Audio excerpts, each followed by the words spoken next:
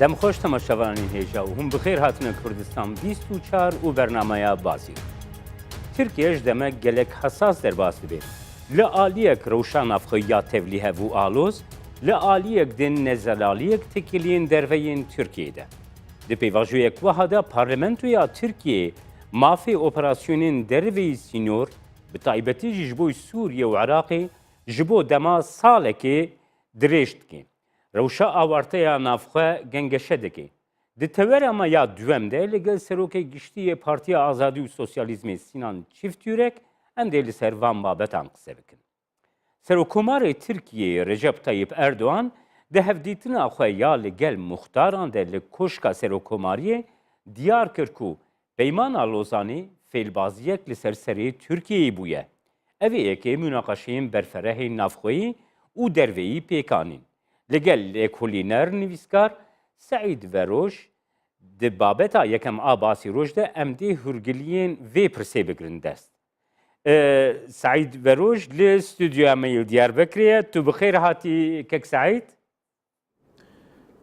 ناوا خیر دابی سرکفتی بن ایوارا و بخیر کک سعید دمک وهاده جبو چه سروکومار اردوغان بابتکی وستا خست روژه ویده؟ دمکی وهذا وبابت هاتا روجوي كو نزيكي 7 سال يعني نوت سال سر امضا كرنا پیمانا لوزاني درباس بو باور دكم وكي پیمانا ساكس بيكوتي پیمانا لوزاني جي دروجوي دايه داخوانيه كي وسا جبو كو پیشي ل مناقشين لهمبر لوزاني بيتا گرتن هاتا كرن بديتنا من کک سعید جبو کرده بطایبتی پیمانا لوزانی ریکفتنا لوزانی وکی پیمانا ببخت پیمانا گو اراده گلی کرد شکاند کردستان دی پراتیکی دکره 4 parça تیتل نرخاندن لی لعالی ترکیه وکی پیمانا دامزراندن سازکرنا کومارا ترکیه حتی ایرو دهات پیروز کرد. بله راست حتی ایرو او پیمان اوی کو پیمان امضا کربون ایکو پیمان امضا کرن کی بون مصطفی کمال و حواله خو بون او سروک شاندا ترکیه زی و دمی اسمت اونینی بخو بو ev kadro, ev heyeta ku devleta nûya Türkiye damezrandin serkirdeyê wî bûn. Eger peymana Lozanê nehate imza kirin bi navê komara Türkiye devletekî nû çê nedibû. Rast e peymana Lozanê ji alî Türkiye ve wesîqeyeke pir girîngê dîrokiye wesîqeya damezrandina komara Türkiye. Pişti sala 1923 yani roja ku peyman hatiye imza kirin 24 Temmuz'a sala 1923 ev vesika diroki ji alî damezrênerê wê rojê komarê ve belê giringiya wî peymanekî damezrênere pir giring e. Lê mixabin îro van daxuyaniyê serokkomar bi dîtina min gengeşiyekî nû da dest pê kirin. Divê gengeşiyê da jî du alî peyda bûne. Aliyekî cardin peymana Lozanê wek teminana damezrandina dewleta nû ya Tirkiye kabûl dikin wek peymanekî pîroz bi nav dikin, serkeftinekî mezin bi nav dikin.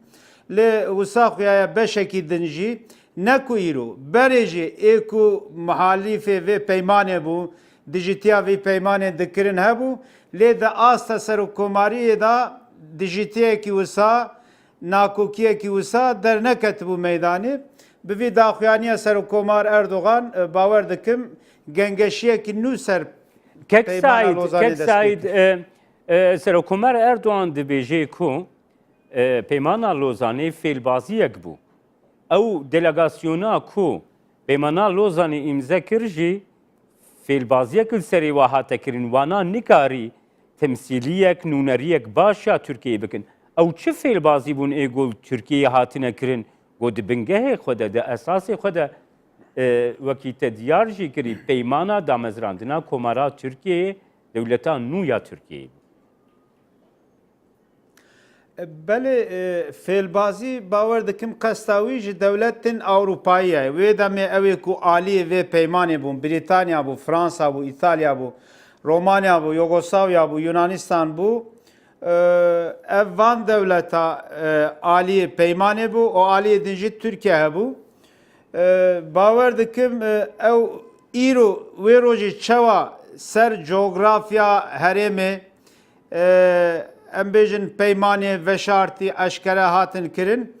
Îrozê herêma Rojhilata Navîn û Kurdistan cardin di rojeva siyaseta navnetewî de ye. Li ser Kurdistanê, dahatuya Kurdistanê, dahatuya Kurda û dahatuya herêmê bazariyê nû çê dibin, hevpeymaniyê nû çê dibin, aliyê nû çê dibin. Bi dîtina min ew mesaja Serokkomar Erdogan mesajekî ji aliyê siyasî navnetewî ra bû. Lê wê tesîra wî ya navxweyî jî gelek çêbe. Diyar e aliyê navxweyî ji daxuyaniyê Serokkomar nerazîne, acizin ew nakokiyekî esasî ye di hundirda. Belê Komarî xwaz ên Tirkiyê bi taybetî ew aliyên ku ji Partiya Komariya gel CHP tên û ew teyrê baskê Komarî xwaz û Tirkiyê Serokkomar Recep Tayyip Erdogan bi nezanîna dîrokê ku kesekî got dîrokê nas nakê bi nav dike û bingeha wê yekê jî diyar dikin dibêjin ku ger di peymana Lozanê de ew destkeftên mebdest nexestibane mümkün bû ku Komara Tirkiyeyê bi xwe nehatibane damezrandin.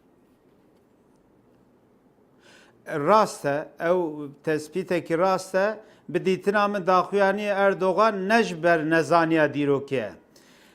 Dema ku em rewşa îroya Rojhilata Navîn bînin ber çavê xwe, dema ku em rewşa Kurdistanê û di rojeva siyaseta dunyayê de hebûna Kurdistanê, münaqeşeya ser Kurdistanê bînin ber çavê xwe, bi dîtina min mesaja Erdogan ji hundir bêtir ji bo siyaseta navnetewî ye. Ji ber wê yekî ne ji nezaniya dîrokî ye. Erdogan dixwaze mesajekî siyasiye navnetewî belav bikin. Lê her wiha Lê em zanin ku di nav medya navxweyî her wiha di nav medya derve jî bi awayekî gelekî germ tê qisekirin got siyaseta bi taybetî di dema dawî de tê rêvebirin wekî nîv Osmanîzm yani Osmanîzma nû tê binavkirin ku niyeta Osmanîzma nû li gel di silata îroyîn ya Tirkiye heye nirxandinê te divê babetê de çine Keksayî. Bêguman ew siyaset ne ji îroyê ve dîtina min kadroya AK Partî ji serî ve bi taybetî jî piştî ku Ahmed Davutoğlu bû Serokkomar û wezîrê derve û paşî zî bû Serokkomar ew siyaseta Osmanîzma nû bi awakî eşkere rojevê da bû parametreyên dîplomasiya wan siyaseta wana li herêmê li gor vê yekê de hatin meşandin. Îro jî ez dibêjim ji vî siyasetê dev ji vî siyaseta xwe bernedane. Rayedarê dewleta Tirkiye dibêjin ku nexşeya herêmê ji nû ve tê çêkirin divê pêvajoya nû de em li meydanê bin, em li sehayê bin, ew tiştê ku me berê wenda kirine eger em qenebe em vana nikaribin vegerînin jî em halê xwe yê îroyîn biparêzin. Başa ew nîv Osmanîzm, Osmanîzma nû ya got tê binavkirin. Gelo hêzên dünyayê dikarin qebûliyek erêniyekê bidine siyasetekê wisa bi taybetî ku gava got rewşekî wisa îro Rojhilata Navîn. Bi dîtina min ew peyman ji xwe bi peymana Sevrê ew rewşa Osmanî têk çû. Dema ku dewleta Osmanî sala 1920 peymana Sevrê qebûl kir. Ne ku alîkî peymanê nebû qebûl kir. Pêvajoya peymana Sevrê pêvajoya bi dawî hatina dewleta Osmanî bû. ایرو جنوب زندگی کرنا سیاست عثمانی زمانو یانجی زندگی کرنا و دلخوش کرنا روشکی پیکانینا روشکی لگور ویدمی بدیتنا من نممکنه siyasete ki usa ve tengasi li Türkiye derxine aliye namnetevici kes ne bavarım rebedin siyasete ki usa. Kek Said berpirsê rojnameya Yenî Şefak ku rojnameyekî herî nêzik a hikûmetê tê binavkirin. Berpirsê vê İbrahim Karagül di nivîseke xwe herî dawî de dibêje sed sala bîsta û Peymana Lozanê û sed sala bîsta qewsikek pêvajoyekî derbasbûyê ya Türkiye'yê bûye. Ango ew sed sal wekî gavekî negatif, gavekî neerênî binav dike dibêje wekî qewsikekê ye. Belê. Mümkün e İbrahim tiştê nivîsê wisa pir dinivîsîne bi dîtinê min pir bi xeyalî tev digere. Naveroka nivîsê wî bi awakî pir zêde ew bîna Osmanîzman û têda heye xiyalên wisa hene. Lê lazim e meriv realîst be. Dema ku tu realîst nebî Enver Paşa zî sala 1914 yek ji sedemê ketina Tirkiyê di şerê yekemîn de ev bû. Enver Paşa û hevalê wî dixwestin ew axa Osmaniya ku wenda bûbû di rewşa vî şerê nû de cardin paş te vegerînin. Lê em zanin di dawiya şer de ew axa ku hebû jî ji dest çû ji axa Osmanî beşekî piçûk destê Tirkiya nû de komara Tirkiye de ma bi dîtina min Peymana Lozanê erêkirina vî coğrafya komara Tirkiye bû. Eger Peymana Lozanê de ew sînorê siyasî nûyê Tirkiye ji alî hêzên navnetewî be nehatine erêkirin komara Tirkiye îro çê nedibû. Bêguman dema ku em dibêjin hêzên navnetewî wê demê hêzên navnetewî ku li herêmê serdest bûn bi qewet bûn bi hêz bûn ku serkêşiya van hêza Brîtanyayê Fransayê dikir. Lê wê demê Amerîka bi xwe jî tevlî vê pêvajoyê nebûye Peymana Lozanê erê nekiriye hinek dewletê din jî erê nekiriye. Ji ber vê yekî ew nirxandinê wisa nirxandinê ku Yenî Şefakê de hatine kirin taybetî jî İbrahim Karagül dike bi dîtina min pir bi xiyalî ne ew xiyal dikarin xusarekî mezin bidin civaka Tirkiye. Belê.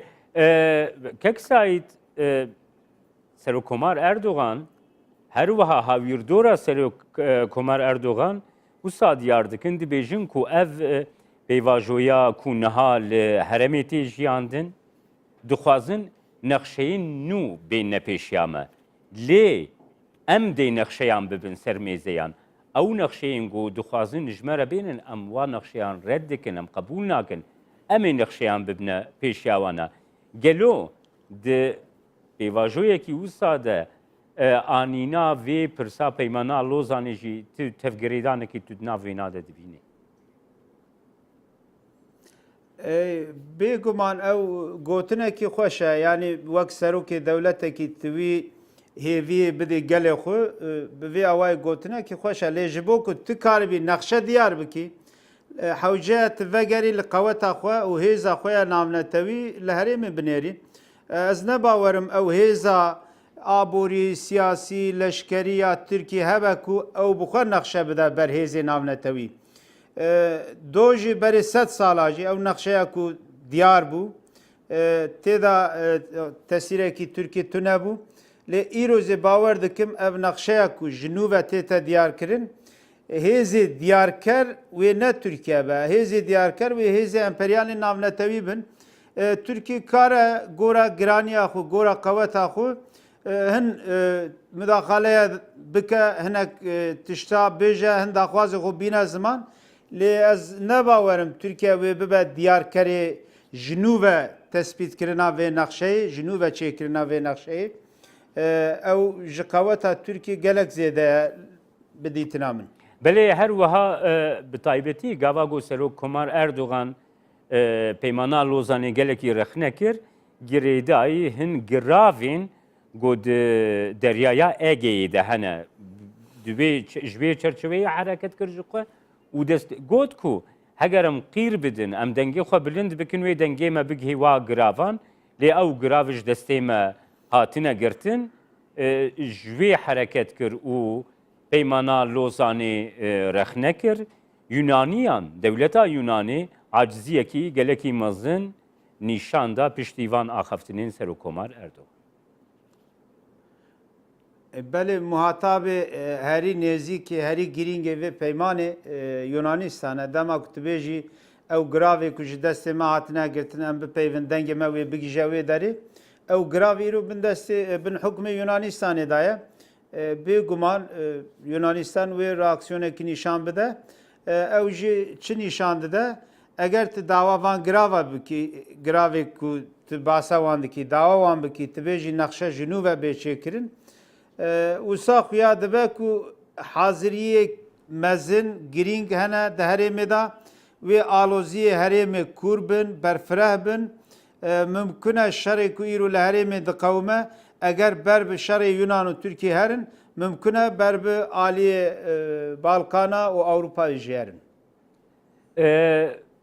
Birêz Saîd Veroj, piştî hewdanê kudetaya leşkeriya pazdehê Tirmihê di mêza siyasiya Tirkiyeyê de ger em Partiya Demokrasiya Gel HDP bidine aliyekî di nav van hêzên bi taybetî muxalefet û desthilata Tirkiyeyê Partiya Komariya Gel, Partiya MHP û AK Partiya got bi xwe desthilate wekî got di nav bêhnawa de nêzîkahiye konsensûsek peyda bû lê gengeşekirina peymana Lozanê di nav bêhnawan de diyara aloziyek durust kiriye ji aliyê her du partiyên din ên muxalefetê jî girêdayî vê yekê tîrên rexneyan diçine ser bi AK Parti û Serokkomar Erdogan.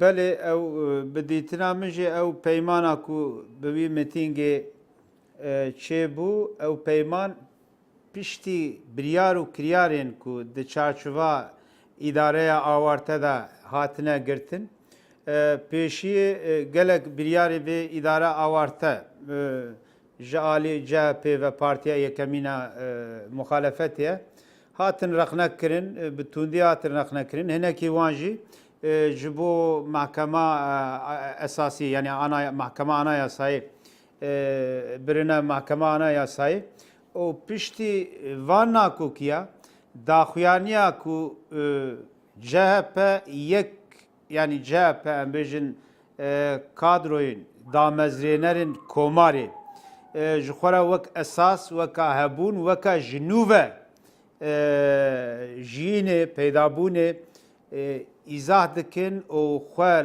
wî serkeftinê digirin.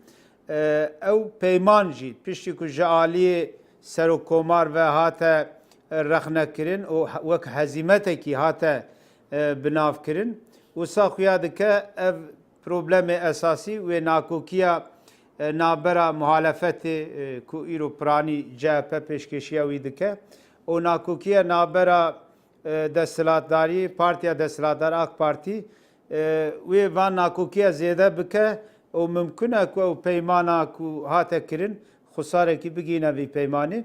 Ji xwe partiyên desthilatdar yan jî partiyên Tirkî, partiyê HDP jî nagirin nava xwe de di vê pêvajoyê de HDP bi xwe jî di vê pêvajoyê de tune bû. Ji ber vê yekê vê gavê yê girîng CHP û helwesta CHP dimîne eger daxuyaniyê Partiya Desthilatdar û Serokkomar bi vê hewayê berdewam bin, eger helwestê wan polîtikayê wanê ku bi serê xwe biryar bigirin û tetbîk bikin çêbin, bawer dikim vê nakokî zêde bin û ew peymana ku hate çêkirin navbera MHP, CHP û AK Partiyê de ew peyman kare xusar bibîne. Kek Saîd her wiha jaliyê hêzên heremî ve dewletên heremî ve jî ev yek tê münaqeşekirin, spekülasyon di vê derdorê de hene, tê gotin ku amadekarînên operasyona kontrolkirina Musulê heye, دê gotin ku destpêka operasyonên rizgarkirina Reqayê heye, di pêvajoyeke wisa de gengeşekirina vê babetê niyetekê ji aliyê Tirkiyeyê ve destnîşan dike. Belê yani Türkiye demam daxuyanî Partiya Desthilatdar û daxuyanîn partiyê din û tişê ku têne medyayê de têne gengeşîkirin. Em vana binêrin Türkiye dixwaze dilxwaze ku di operasyonên Raqqa û Musulê de xwedî gotinê be yan jî xwedî rolekî be. Lê em zanin gelek problemê din jî hene, meseleyê din jî hene. Ji bo ku Tirkiye divê operasyonê de tişê ku dixwaze ji bo ku pêk bîne, lazim e ew astengiyê pêşiya Tirkiye rabin. Astengiyê herî giringiyek jê mesela Kurdistana Rojava'ya eğer ev helvesta tunda Türkiye nabêjim li hember peyedî xeletî û şaşî peyedî tişekî dine yani weka partiyekî monopolist tevgera peyedê li Rojavayê Kurdistanê tişekî dine lê siyaseta Tirkiye'de ne mesela PYD'ye weka sedem tê nîşandan lê Tirkiye naxwaze Rojavayê Kurdistanê, coğrafya Rojavayê Kurdistanê seraser bigîje hev û ew derî jî ji behra spîra vebe. Tirkiye tiştekî wisa pir ecde di sînorê wî de koridorekî Rojavayê Kurdistanê vebe û bigîje behrê. Tirkiye ji vê polîtikayê pir ecde. Ew gotinê ku ser PYD tê gotin bi dîtina min tişekî dine lê esil tişê ku Tirkiye û siyaseta Tirkiye rêveberê Tirkiye aciz dike dahatuya rewşa Rojavayê Kurdistanê gelo ew Rojavayê Kurdistanê bibe yek parçe yek girtî û wê bigîje behrê yana eger ew polîtika dema ku qutbe negîje behrê koridorekî çê nebe ji dunyayê re ve nebe باور دکم ترکیه وی لهمبر روجاوای کردستان راکسیون پر مزن نشان نده. بله گلکی سپاس لیکولینر نویسکار سعید وروش. سپاس باش. تماشاوان نهیجا ام هاتن داویا بر تور اما یکم یا باسی روش ده تور اما یا دوم ده امی لگل سروک گشتیه پارتی آزادی و سوسیالیزم سینان چیفت یورک جست دوامه دیاربکر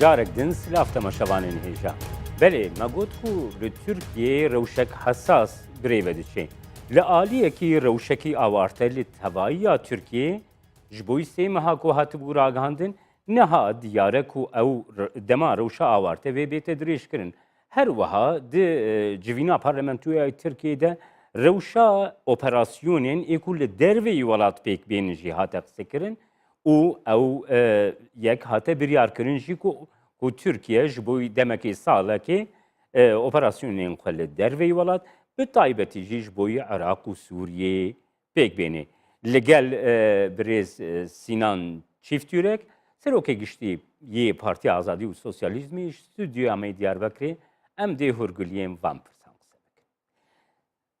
برز چفت یرک تو بخیر هاتی برنامه باسی روز کردستان 24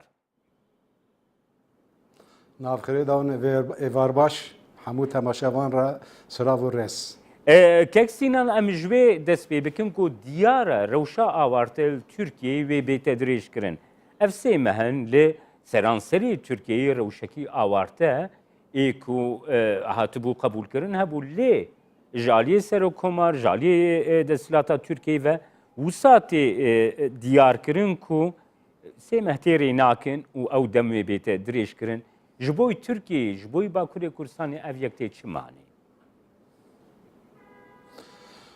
زور سپاس همو تماشاوان هجا استريد دخازم تشتكي ببيجم بدها قنال تلفزيون والراديو والروجنامهوان روجنامه و کوار هاتن گرتن از به سیاست سرمجار دکم دو دیوی دورا 12,000 مامۆستای ئەیتم سەنە لە وەزیفە دەرخستن ئەم لە پشتەوانن ئەم هەموو گەلێمە هەموو ئەم بێن قامبووی ئەمبان دکن ئەم لێ گەرەک لە پشتێ مامۆستا دەرکەون سیاسەتە تورکیە ڕەوشە ئاوەرتە تێخانەیەکە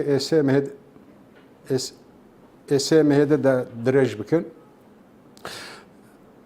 ستەریدا ئەزبایی دخوازم ببێژم تەماشاوان ڕەڤە پارڤە بکەم 15 ترمەهێدا ئەگەر لێدان bi serketa li Kurdistana Bakur ê çi bûna hema îro ew dûye.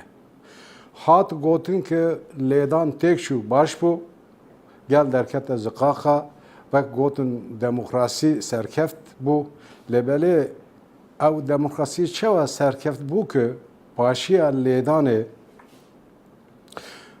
24 şaredariyê Kurda û qawim avitin servan îroziyan pê hesiyan ki li sê navçeyê Rihayê sê navçeyê Rihayê de car di qawim dane ser wana wek gel hil dibêje re û qaşo demokrasî bi ser keftiye lêbelê divên çi êk hatin hilbijartine didin bin destê êk tên avitin. Qenetê me dewleta Tirkiye, hikûmeta Tirkiye dirêjkirina sê meha rewşa awerte neserrast e, sê meha ne dehe meha zî 2 sala zî dirêj bikin eger mesela giran, mesela Kurd, mesela Kurdistanê çawa bi 10 salan lêdan pêk rewşa awerte hebû safî ne wî îrojî safî nawe.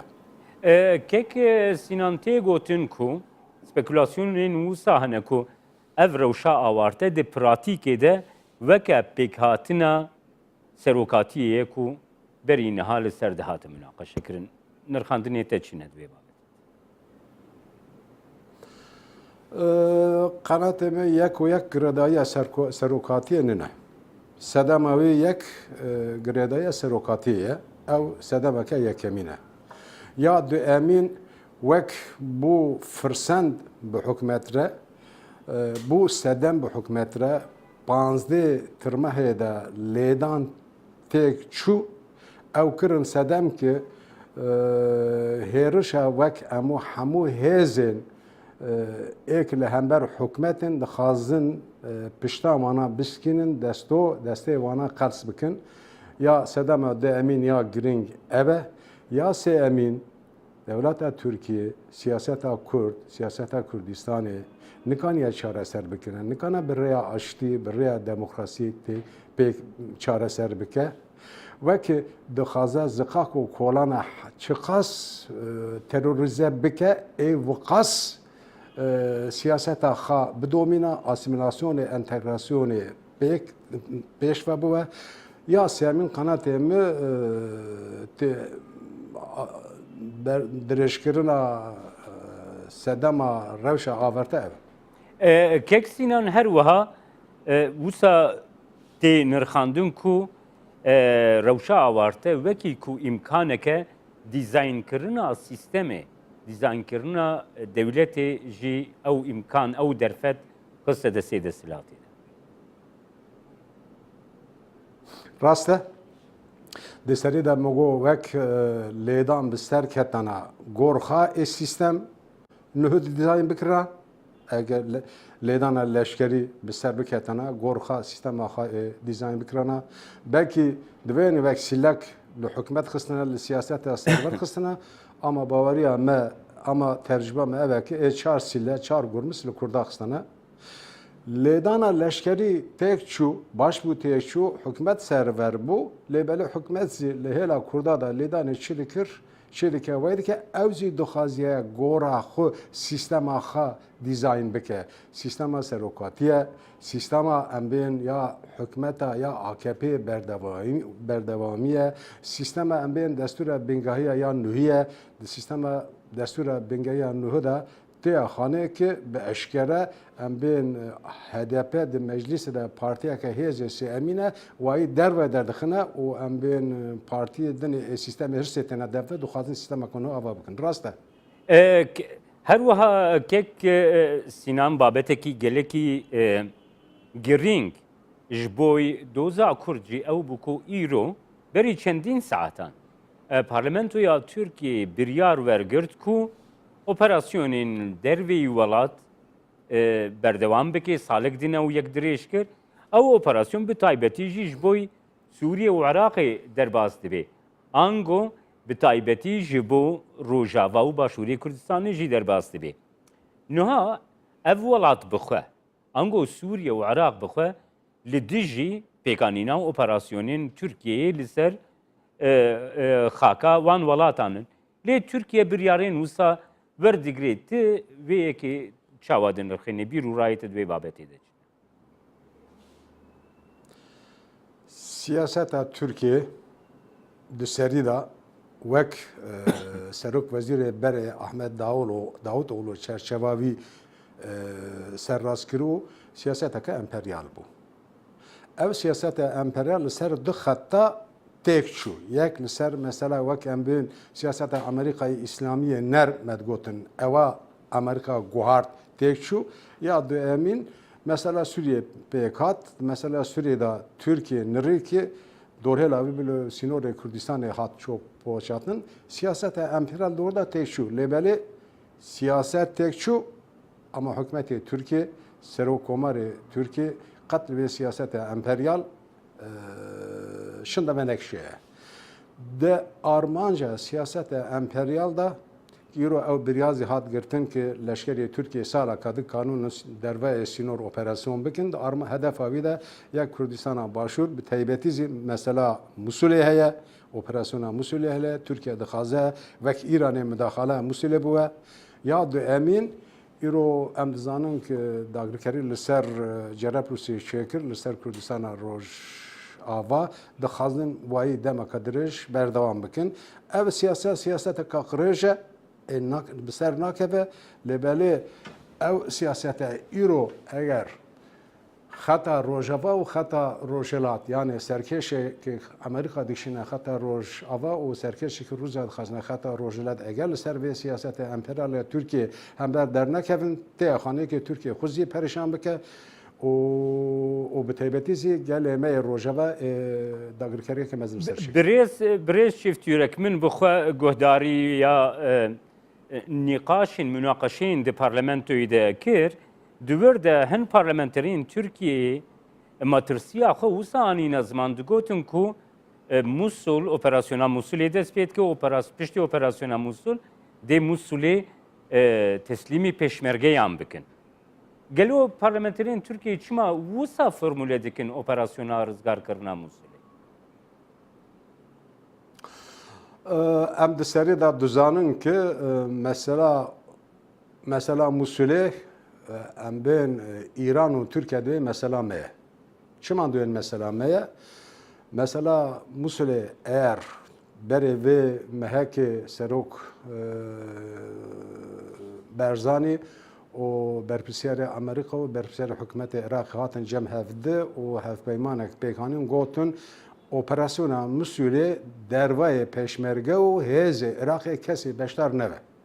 Lêbelê İran û Tirkiye li vê gelekî rahatsız bû. Paşiya vê peymanê Serokkom Wezîrê Iraqê banga Tirkiye kir got gavekê pêş de hûn leşkerê xwe li heremê li erdê Iraqê şinda bişînin. Türkiye û İran naxwaze tenê operasyonan Türkiye bi giraniya pêşmerge rizgar bûye eger bi giraniya pêşmerge Musul rizgar bûye tê xaneyekê mintiqa em bên Şengal û navçeyê dinê Êkurd ew ê beşdara Sînorê Kurdistanê bûn îro de facto em bên Şengal û Kerkûk û Diyala de facto dibin pêşmerge de eger destê pêşmerge di rizgarkirina Musulê de hêz be tê xanekê Swêd ew bê fermî zî beşdar bûn Tirkiye û İran vê naxwaze. Türkiye Parlamenterê Türkiye êşawan va parlamenterê Türkiye êşawan va meseleye. Belê. Kek Sinan Türkiye dibêje ku bi taybetî ew hêzên nasyonalîst li Tirkiyeyê diyar dikin ku li serê wan hin hîle û dolab li heremê têne gerandin. operasyon jî derfeteke ku bikaribin pêşiya van hîle û dolaba bikir. Wisa dinirxîne. ما او حیله به دولاب چه فهم نکریانه در حقی که داد بیجم باش فهم نکری Yani ew dibêjin li heremê de hin di herema rojhilata navîn de li hemberê Tirkiyeyê hin hîle û dolab têne gerandin. Li pişt perdeyan de wisa destnîşan.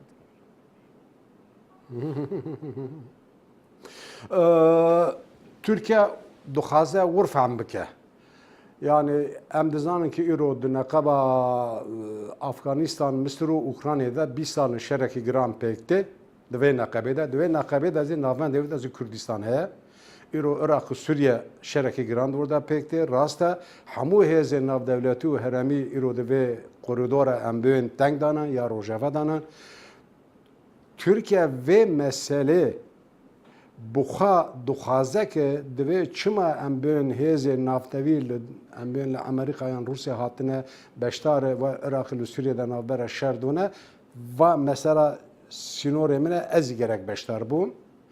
Türkiye li hundirê Kurdistana li hundirê xwe de li Kurdistana Bakur li ser gelê me wiqa şer wiqa em bên dagirkerî pêk dîne qîmê nake dixwaze rojelata da Kurdistana Başur, Kurdistana Rojava da çiqat destkeftine Kurda henin vana ez çito qers bikim li bûna vê bir divê va siyaset li hember min e. Türkiye dünya alemzane ki eger îro şerek li Iraqê pêkte, şerek li Sûriyê pêkte, ew şeran la li dijî Tirkiyeyê. Ew şera şerê navxweyê Sûriye, şerê navxweyê Iraqê, ew şera îro li hember em bê îşît û pêşmerge, li hember îşît û yekpekî pêştê. Rejima Türkiye siyaseta Türkiye bi taybetî divê van mesela li dijî min e ez dixwazî beşdara vê bûm ew siyasetek serrast nine. Birêz çift yürek vekî em li ser rawastiyan Türkiye dibêje ku di operasyona rizgarkirina Musulê de em tamaşevan namînin. Ew helwesta İranê jî got dibêjin em mesela Musulê de weke temaşevan namînin her wiha ji aliyê Tirkiye ve rewşa Reqayê jî digirine desta dibêjin ku ev operasyonên ku ji bo rizgarkirina van deverên gelekî giring ku ji aliyê rêxistina terorîst a Daeş ve îro têne kontrolkirin millet û gelên van deveran dibin zilm û te'dariya Daeş de dinalê em li operasyona rizgarkirina wan em weke temaşevanan namînin dibêje Ankara û Tehran. Arste. Mit serî de got Ankara û İran destê wan bû Kur bi taybetî nav siyaseta başûr de ye. Li berê vê mihek jî nivisek nivisan me got yanê ger siyaseta Kur bi taybetî siyaseta Kurdistana başûr pêlşikandina İranê baldar be. İran gerek li herî zêde li ser siyaseta İran em biskinin li dijî wî em biskinin. Gelo wir dibêjin gerek em zî beşdara operasyona Musulê bin. Çi heqê İranê heye ki beşdara operasyona Musulê bibe? Çi heqê Tirkiye heye ki em bên beşdara operasyona Musulê bibe? Tirkiye hêleke de divê ki bira kes dest nede ser sînorê me. Musul nav sînorê Tirkiye'de nine, Musul de nav sînorê İran'ı de nine. O hevpeymanî pêkhanîn ki dijî bêl peşmerge û bo hêzê leşkerê Iraqê kesê beşdara vê operasyonê nebe. Gerek İran zî Tirkiye zî gerek bi vir da rêzdar be, beşdar nebe gerek. Ger em rewşa Tirkiyeyê bi taybetî 10-15 salên dawî de bigirine desta birêz çift yürek. Tirkiye li gel welatên dirawseyên xwe ango welatên cîranên xwe bi hemû kara kete problem û pirsgirêkên herî mezin de. Baştirîn cîran ji bo Tirkiyeyê bû Herêma Kurdistanê, her wiha ji aliyê Rojavayê Kurdistanê jî herdem hatiye gotin ku ew li hemberê Tirkiyeyê tu tehdîdê pêk nayînin û yani ew statûya xwe, rewşa xwe têkoşîna godidin ji bo parçeyê xwe Rojavayê Kurdistanê ev yek ji xwe bi taybetî ji bo Başûrê Kurdistanê derbas dibe. Kurdistana Başur an Kurdistana Rojava seve evare bi Türkiye rabên ke em dost û yarê tenin bi pratika xwe da jî vê pêk bînin eger li Kurdistana Başur eger li Kurdistana Rojava ala Kurdistan li ser ednegeriya vê derê bi hava bi şeyan bak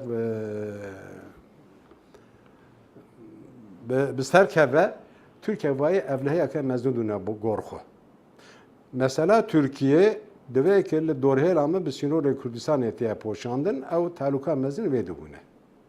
Eger siyaseta Kurdistana Başûr yan ya Rojava ki swê êvarê wir dibêjin berpirsiyarê siyasetmedarê Rojava zê divên ki em dijî Türkiye ninin em dost û yarê Türkiye ne lêbelê Türkiye vê nahûne Türkiye divê eger Kurdistana Rojava zê wek mîna Başûr li wera federasyon an serxebûn tişek çêve sînor çêve ez 15 milyon yan 20 milyon Kurdistanê Bakur nikan bi mafê çandî seknandin bidim. Yek ew di diyê vê em dizanin ki siyaseta Türkiye cîranê xwe ya Rusya'ya, an ya Yunanistan'a, an ya Irak'a, an ya Suriye. Mesela Kürdistan'a ev dike. Mesela Kürdistan'a dizayn dikiye. Geleki spas Berez Sinan Çiftürek Serokê Giştiyê Partiya Azadî û Sosyalîzmê goş stüdyoya Diyarbekirê gelme. Ez dixwazim li were. Belê. Temaşevanên hêja ya wayê em hatin dawiya bernameya me îroya Basîroj heta bernameyek din a Basîroj her şadû.